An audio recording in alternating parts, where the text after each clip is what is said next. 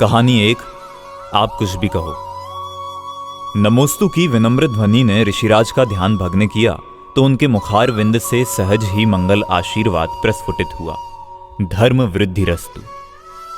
विनत राज श्रेष्ठी का म्लान मुख देखकर ऋषिराज बोले, बोलो क्या बात है।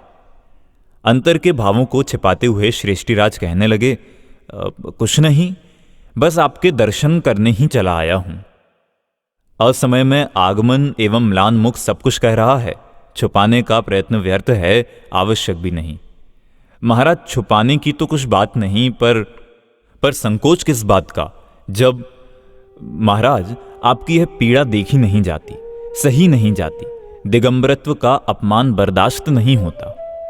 हमें कैसी पीड़ा? हम तो अतीन्द्रिय आनंद में मग्न रहते हैं। आपका संपूर्ण शरीर कुष्ठ से गल रहा है, यह तो जड़ पुद्गल का परिणमन है। इससे हमारा क्या लेना देना? जब तक संयोग है तब तक रहेगा। पुण्य पाप के अनुसार इसका जैसा परिणमन होना होगा होता रहेगा। हम तो इससे भिन्न ज्ञान के घनपिंड, आनंद के कंद, चेतन तत्व हैं, सो उसमें ही मग्न हैं। यह सब तो ठीक है, अध्यात्म की बातें हैं, पर आपको इसके लिए भी कुछ करना चाहिए, यह हमारा नम्र निवेदन है। हम इसका क्या कर सकते हैं? आप क्या नहीं कर सकते हैं? आप कुवादियों का मद मर्दन करने वाले वादिराज हैं। आपकी वाणी में वह शक्ति है कि जो उसमें प्रस्फुटित हो जावे वह होकर ही रहता है। इसका परिचय इस जगत को कई बार प्राप्त हो चुका है। आपके शब्द ही मंत्र हैं, उनका जादू जैसा प्रभाव हम कई बार देख चुके हैं। यदि आप चाहें तो यह कुष्ठ एक समय भी नहीं रह सकता। बहुत भ्रम में हो श्रेष्ठीराज, ऐसा कुछ भी नहीं है। किसी का चाहा कुछ भी नहीं होता। उसी भव में मोक्ष जाने वाले सनत कुमार चक्रवर्ती को भी मुनि अवस्था में 700 वर्ष तक यह कुष्ठ व्याधि रही थी, तो हमारी क्या बात है? दूसरे इसने क्या बिगाड़ा है हमारा, जो हम इसका अभाव चाहने लगे? हमने कुछ चाहने के लिए घर नहीं छोड़ा है, चाहना छोड़ने के लिए ही हम दिगंबर हुए हैं। हमें इन विकल्पों में ना उलझाओ। शास्त्रों में ठीक ही कहा है कि गृहस्थों की अधिक संगति ठीक नहीं। ये व्यर्थ की बातों में ही उलझाते हैं, उनसे अंतर की प्रेरणा मिलना तो संभव है नहीं। आप अपने लिए ना सही, पर हमारे लिए तो कुछ करो। हमसे यह दुख देखा नहीं जाता, दिगंबरत्व का यह अपमान। वे अपनी बात पूरी ही ना कर पाए थे कि वादिराज बोले, कोई किसी के लिए कुछ नहीं कर सकता, पर इसमें दिगंबरत्व के अपमान की बात कहां से आ गई? दिगंबर धर्म आत्मा का धर्म है, शरीर का नहीं। शरीर के विकृत होने से दिगंबर धर्म का अपमान कैसे हो सकता है? ऋषिराज वादिराज बोले जा रहे थे, पर श्रेष्ठीराज कुछ नहीं सुन रहे थे। उनकी आंखों से अविरल अश्रुधारा प्रवाहित हो रही थी। वे अत्यंत भावुक हो गए थे। जब ऋषिराज का ध्यान उनकी ओर गया तो वे बोले, तुम्हारी इस व्याकुलता का कारण अगम्य है। सब कुछ साफ साफ कहो, बात क्या है? गदगद स्वर में राजश्रेष्ठी कहने लगे, कल राजसभा में जबकि दरबार खचाखच भरा था, दिगंबर धर्म की हंसी उड़ाते हुए कुछ विरोधियों ने जब यह कहा कि दिगंबर साधु कोड़ी होते हैं, उनमें इतनी भी क्षमता नहीं कि अपने ही शरीर को स्वस्थ रख लें, तो वे दूसरों का क्या भला करेंगे?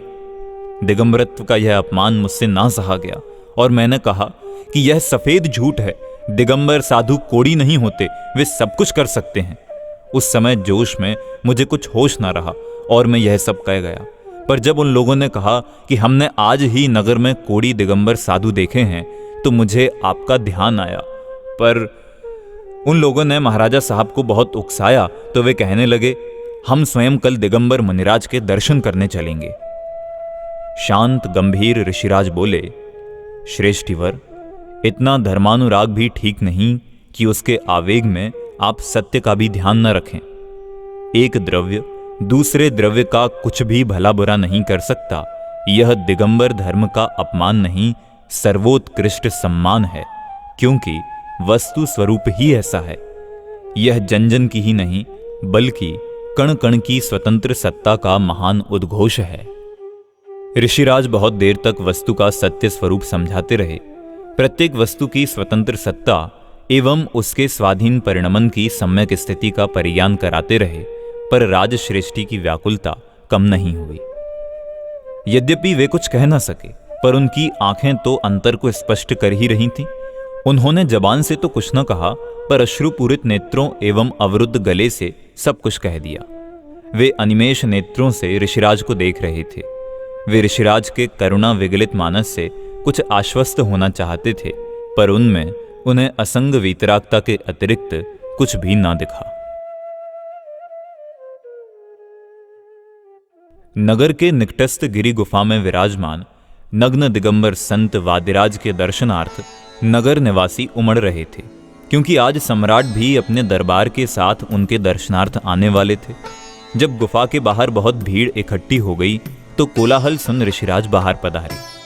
उगते हुए सूर्य के समान दैदीप्यमान कंचन वर्णी काया, अतीन्द्रिय आनंद से तृप्त शांत गुरु गंभीर तेजोदीप्त मुखमंडल, नवजात शिशु के समान निर्विकार नग्न दिगंबर वीतरागी निर्भय मुद्रा के धारी ऋषिराज के दर्शन कर प्रजा के साथ सम्राट भी जय जयकार कर उठे।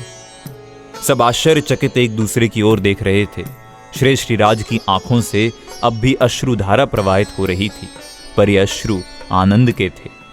मुनि निंदा करने वालों के चेहरों पर हवाइयां उड़ रही थीं, पर कोई कुछ बोल नहीं रहा था। समीपस्थ स्वच्छ शिलाखंड पर ऋषिराज के विराजमान होने के बाद नतमस्तक सम्राट भी अपने परिकर के साथ वहीं जमीन पर बैठ गए। जनता भी धीरे धीरे यथास्थान बैठने लगी।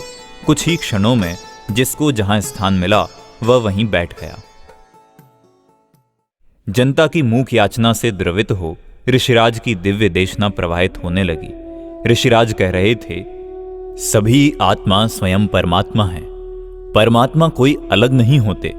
स्वभाव से तो सभी आत्माएं स्वयं परमात्मा ही हैं, पर अपने परमात्मा स्वभाव को भूल जाने के कारण दीनहीन बन रहे हैं। जो अपने को जानते हैं, पहचानते हैं और अपने में ही जम जाते हैं, रम जाते हैं, समा जाते हैं, वे पर्याय में भी परमात्मा बन जाते हैं।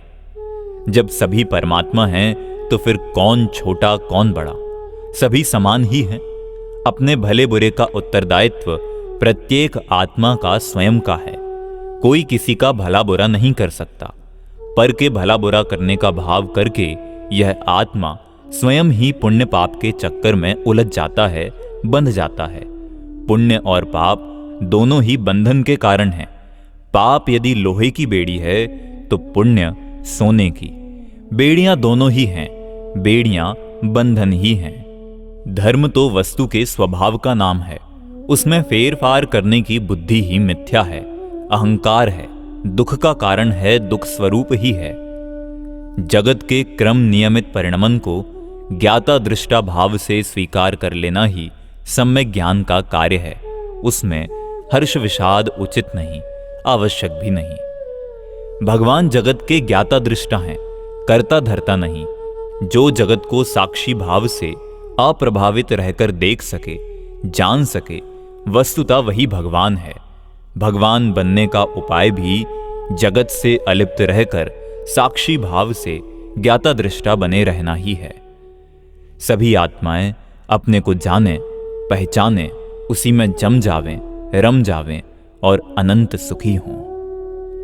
उपदेशामृत से तृप्त सम्राट खड़े हो गए और हाथ जोड़कर विनम्र भाषा में कहने लगे, हमारी यह भूमि आपके पदार्पण से धन्य हो गई। जब आपके दर्शन ही भवतापहारी हैं तो वचनामृतों का तो कहना ही क्या।